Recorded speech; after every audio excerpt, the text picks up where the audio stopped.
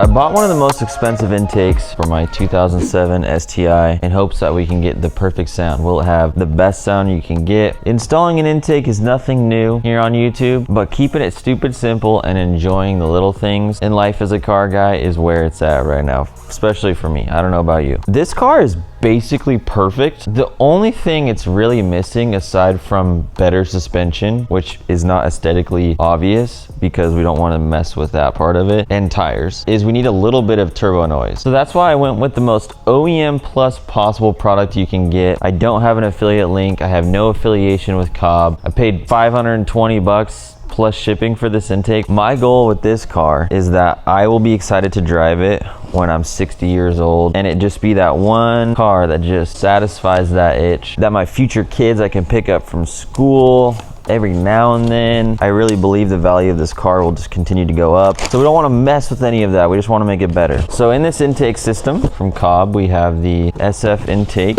system box, and then we have the post MAF hose, stealth black. Inside the bigger box, we have some hoses that are branded Cobb. We have some weather stripping seal, some more hoses. This is our air box. It's even got a nice little badge on it. OEM Plus vibes, bracket. All of this is textured black powder coat. And then we have a license plate frame, which I have something better. Let me show you. You've been talking about this for a while, and I finally executed. You see that? There's gonna be only one way to get this, and it's unique. I'm gonna leave a link in the description, a very specific one. The best way you're gonna find out about this is through a text message update. You're just gonna get one update on the method to get this. Limited, okay? They look nice. They're super simple, minimalistic looking. You could put this on a Lambo. You could put this on your clapped out WRX. It don't matter, it looks nice. But look out for that in the description so you can get notified via text. Today's video was made possible because of a sponsor, and that sponsor is Wolfbox. We partner with Wolfbox often because I use them often. Their jump starter compressor in my truck and cars, use them all the time. This is the Wolfbox Mega Flow 200. These are useful for so many things. See this little button right here? What does it remind you of? Press it hard. Woo! You can swap batteries quickly. This would make a great gift for the holidays. On full blast, this thing blows air 190 miles per hour. The nozzles come off, and it has 4 total nozzles. The battery is removable now, and you still have an indicator. 0.88 pounds, so it's easy to move around, lightweight. On the low setting, you can run this for up to 105 minutes. On the full blast, you'll get 10 minutes. Under 85 decibels, so it's pretty quiet for how much air is moving. Fully charged, this battery right here, it takes 2.5 to 3 hours. 3 power levels for light dusting to heavy debris. You can use these to blow water off your car paint after you get done detailing it, boosting a campfire, blowing up an air mattress or an inflatable pool, maybe some toys for little ones around, blowing leaves off of anything. On my back porch, I blow it off my grill. Wolfbox's Black Friday deals are live today until December 2nd. Use the links in the description to find the best deals possible. Grab yourself one of these or another Wolfbox product. It's a great gift. This one's gonna be staying in my garage because the other one is at my house, and I love having these around. Where were we? We even have the CARB certified, communism approved for my California people. That's it for that one. We have our hardware, another bracket, some hardware, velocity stack, MAF housing, intake filter, another CARB sticker, post MAF hose. We've got a CARB sticker for the post MAF hose, SF intake, and the air box. You gotta have CARB stickers for all these in case you get pulled over. Bruh. Gotta love California. Gotta love them. Great place to go. Questionable place to live. And I'm sad for all my California folk. I lived there for 2.5 years. It was great. Some of the funnest times of my life. But if I had to deal with some of that, and I got pulled over in this the other week. Cop pulls me over. Nothing crazy. I was fiddling with my phone. There's been a lot of trouble with that lately, so they be getting on everybody about it. We start chatting cars right away. He was loving this car. He starts showing me that he has an Escalade V that he just got, that he sold his Raptor R because his wife wanted to get a bigger car for their family, so his daily was an Escalade V. Like, sick. Those are the type of cops that pull you over here in Arizona. Not ones checking for these.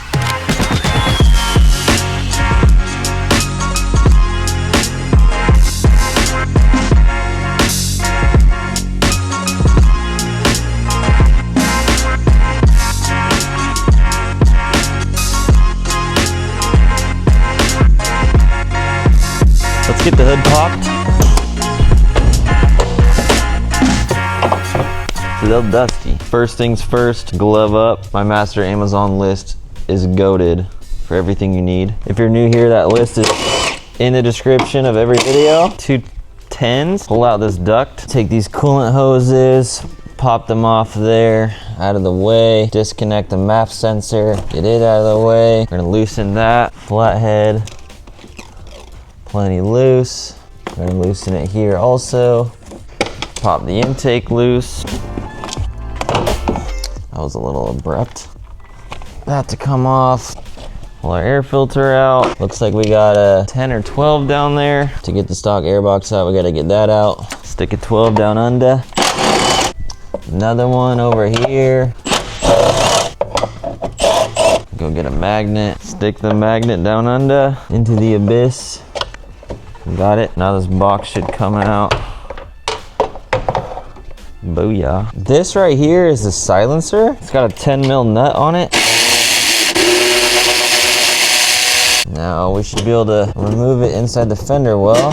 Man, these clips are so brittle. Going around, finding all the clips to remove to get this fender liner out of the way. There's another nut in here. Pretty straightforward. You can look up here and see it. I'm pushing it down from the top. I think I've almost got it. There we go. That was a big old thing. I just bought this little collection of clips. It's on my master Amazon list. Let's see if we can make some of these work. Ooh, that works nicely. Ooh. Okay, this kit was a success. I've bought some in the past that are not helpful. This was a good one. Factory airbox, we need to move these over. Just gonna, wow. Be careful, mine were super brittle. Luckily they still work. We're gonna take our trim. We're gonna go along this edge here.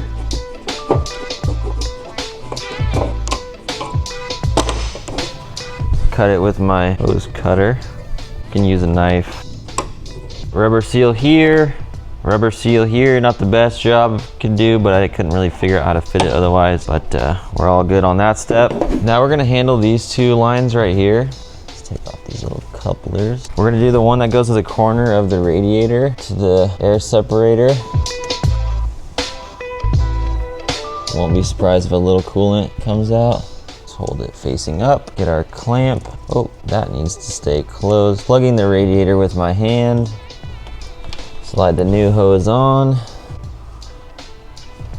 Walk the clamp all the way down.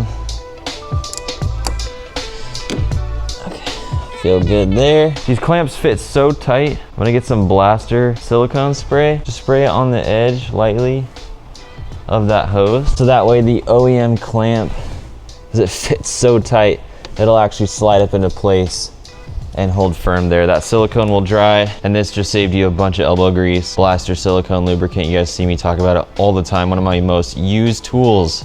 Not like a regular tool, this can. Saves you tons of elbow grease. Okay, now let's get this little line here. Our factory clamp off. Slide it onto our Cobb hose.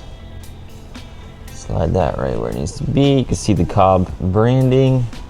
Take it off at the top. Get the clamp to come with. Okay, there we go. The L-shaped bracket, we're gonna slide it in place. And there's 2 bolts that held the factory airbox in, and we're gonna do the one towards the headlight, towards the front of the car. We're just gonna get this hand tight so we can move it if we need to. Now we're gonna grab our silicone hose, grab the factory hose clamps, gonna position them on, slide this on so it's ready to go. Now we're ready for the box. I did not remove the bolt that holds this in. Down deep in here, you can't really see, so I'm gonna remove that now.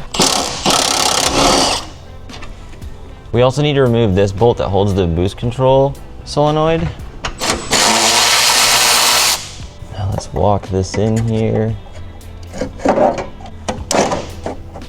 Should we route our hoses? That slides behind there. There's a bracket that comes in the kit and a bolt that's gonna go right here to help hold the lid on. I have my mass airflow sensor cable ran. Let's get our factory mass airflow sensor off. Make sure the O-ring is still intact. Press it into our new one. Included Allen key.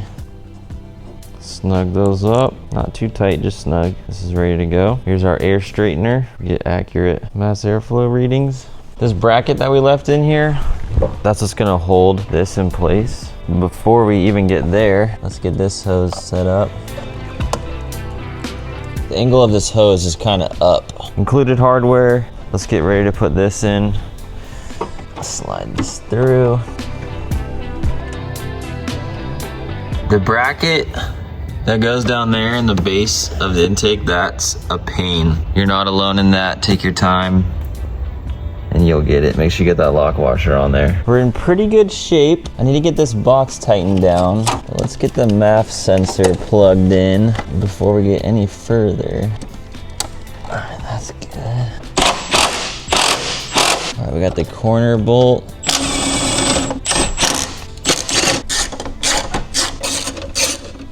Really tight spaces. That bolt is tight.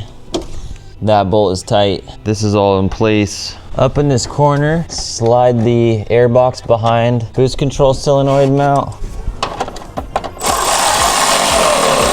Nice and snug. Filter pops in, just like that. I'm liking the fitment of everything. Good there. Let's get these clamps right where we want them. I want to make sure that this is tight and this does not leak air. So I have an 8mm socket. Love that, feels good. Tighten this one. Feels really good, nice and tight. Love it. You might have a ground here, so make sure you don't mess that up and you put the ground back. Snug that up. Now let's focus on the cover.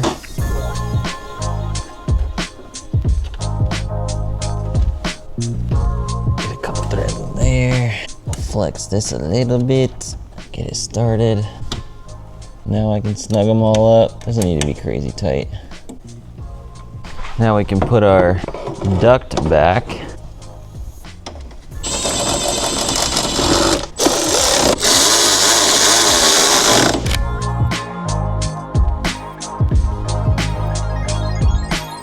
What I'm the most curious about is this intake. It just doesn't look loud, you know what I mean? But it is the same setup to be a lot louder. And deleting this silencer out of the fender is probably the biggest gain. So let's see what happens.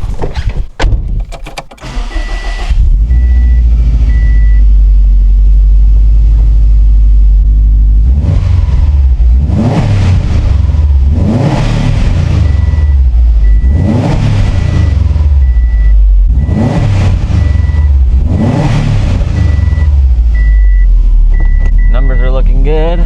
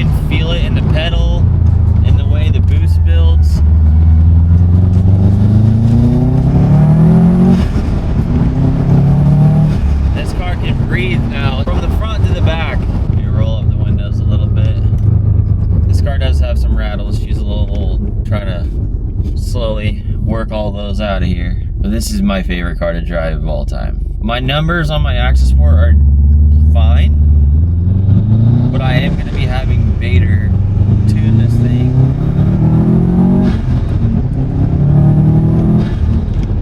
So that when I do want to drive it hard, which I'm not really even full throttle, I don't have to worry. And when you stay on top of your tuning and you maintain these cars, you're nice to them to some extent, they'll last a long time. So even on decel, you can hear a little bit of a whoosh. I can really hear it up in the passenger front quarter in that fender now. Now all we got to do is focus on suspension, and I want to know what tires should I run on this car. Leaving it somewhat stock stance, maybe lower it a smidge.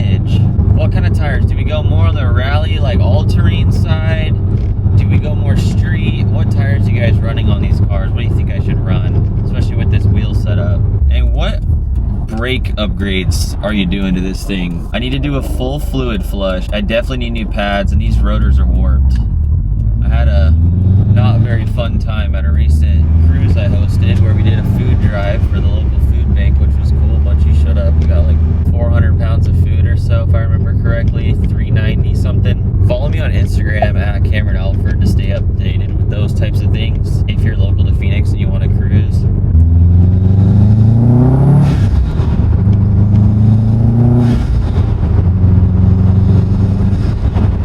For me, here's what it is. It's not necessarily the sound of when the boost pressure releases and you have the big whoosh. This is a very whooshy sounding setup with the stock turbo, top mount intercooler. There's not a ton of piping for it to travel through. If that doesn't make sense, when you put it front mount intercooler on these cars, you have a bunch more piping and the compressed air from the turbo has to travel further. So you get a lot more lead up and draw back in terms of like the sound it makes. So when you spool it up and then you let off, it just kind of goes out really quickly and it has that whoosh sound. Like my 2015 STI I had a ton of buildup and it would like kind of chirp its way down because it had so much piping and the way it was set up, venting the atmosphere and all that. It was really obnoxious. But what I love is you have the rumble out the back and in the cab, and then as you're getting on the gas, that just nice little that in suction. I hate that word. It's such a nerdy, like lame word. Induction sound, induction sound, whatever you want to call it.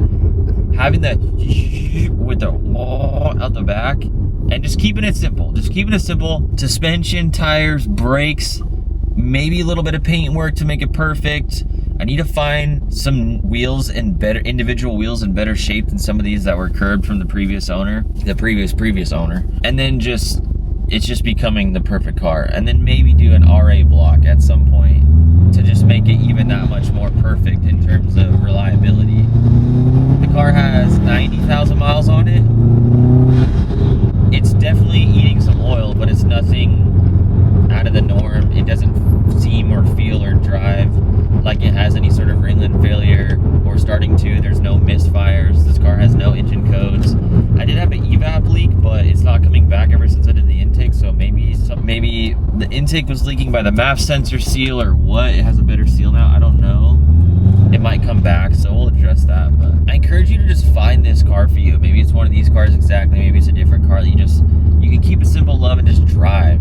I love every minute I have in this car. I daily my truck, but every time I take this out, it's a blast. Really quick before we wrap up the video, if you're somebody who you understand what I'm doing on this channel, you see yourself doing something similar, maybe in your own lane, or maybe you want to, or maybe you just feel like God put it on your heart that you're built for more. You know, you just have this like energy inside of you to just chase, whether it be your dream, a passion, a job, a purpose, or maybe a lack of. You just want to feel on fire and be around like-minded individuals. I have a school community link down in the description. I encourage you to check it out. I'm trying to gather guys here who like cars and want to surround themselves with leaders and surround themselves with guys who are just on fire for life. They might be at the beginning of their journey where you're just in a fog trying to figure things out, just young, trying to figure yourself out, or maybe you're at a reset, maybe you're 30, 40, completely starting over, just left a corporate job or something. And then the experienced leaders in there who can speak from older age or wisdom or experience to others in there. We all connect on cars first, but have a deeper meaning and